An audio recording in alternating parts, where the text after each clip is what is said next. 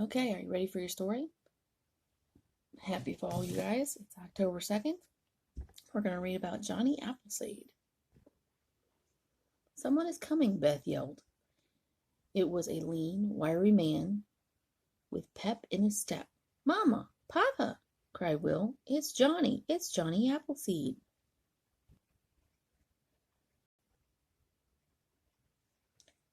Papa stopped chopping wood.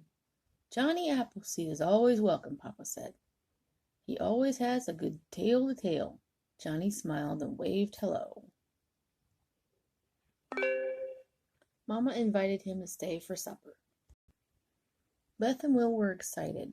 They jumped up and down. Tell us a story, they begged. Johnny scratched his chin. His eyes were kind. You children are growing like tree sprouts, he said. I will tell you a story, after I help your papa chop wood. Johnny was good with an axe. He chopped and chopped. At dinner, Johnny ate all he could. He told Mama, I walked 20 miles to get here. Your pie was worth every step. He winked at Beth and Will. Now for a story, he said. Beth and Will sat on the floor. They loved stories. Johnny began like this. My real name is John Chapman. I grew up in a big family.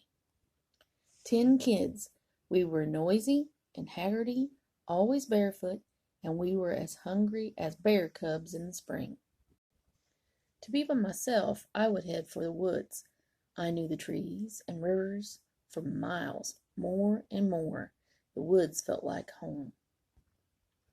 After school, I worked to help my family. But when I was old enough, I set out on my own. I packed up my gun and my hatchet. I left Massachusetts, walking west on my bare feet. Soon I came to a cider mill. They were giving away the seeds from the apples. A poor boy never passes up anything free. I filled my pack with seeds. I grinned as if those seeds were gold. But I lost that grin in a storm in Pennsylvania. I was walking up in the mountains. All at once the day turned as dark as night. The wind began to howl. It was a bitter cold. Snow was soon up to my waist. If I did not do something, I would die. I made up my mind. No storm was going to be the end of me. I ripped strips from my coat and wrapped my bare feet. Then I wove snowshoes from branches and walked right out of that storm. Walking gave me time to think. Folks were moving west.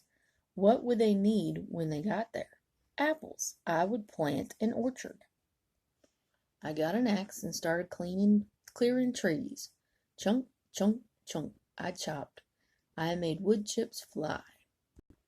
Soon my first seeds took root and sprouted, so I set out west to find more land. I planted seeds in Pennsylvania, Ohio, Indiana. I sold sprouts to folks heading west in their wagons. I sold sprouts to settlers living in log cabins. One sprout cost 6.5 cents. Sometimes I traded sprouts for clothes and food. Some folks were too poor to trade. I gave them sprouts for free. I knew how it felt to be poor. Most folks do not know my real name. They just call me Johnny Appleseed. I still work hard taking care of my orchards. I sleep out underneath the stars, and I will wear any old clothes or hat to keep me warm. Johnny held up his bare feet. But I still do not like to wear shoes, he said. Unless it is winter, I do not need them. My feet are tough. Folks say your feet are as tough as elephant hide, said Beth. So tough that a rattlesnake can't bite through, said Will. Johnny laughed. There are more stories about me than fleas on a dog. Folks say that I can leap over icy rivers or melt ice with my bare feet. Folks once said that I met a band of men who wanted to fight me. I talked them into chopping contest instead. Of course, I won, and I tricked those rascals into helping me clear the land for a new orchard.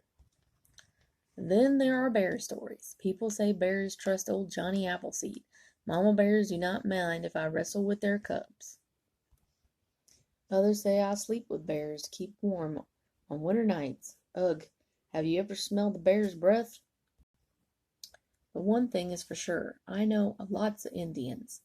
Many are my friends. They have taught me their languages and how to hunt for food and how to make canoes out of hollow logs. Will yawned. Beth was half asleep. Johnny stood up. Time for you two to go to bed, he said, and time for me to keep walking. There is always more planting to be done.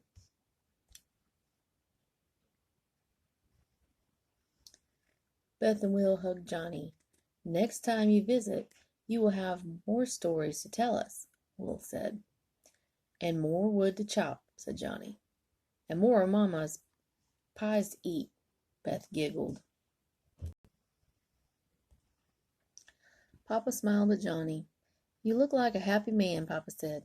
Johnny smiled too. I am a happy man, he said. I have spent my life raising apple tree sprouts.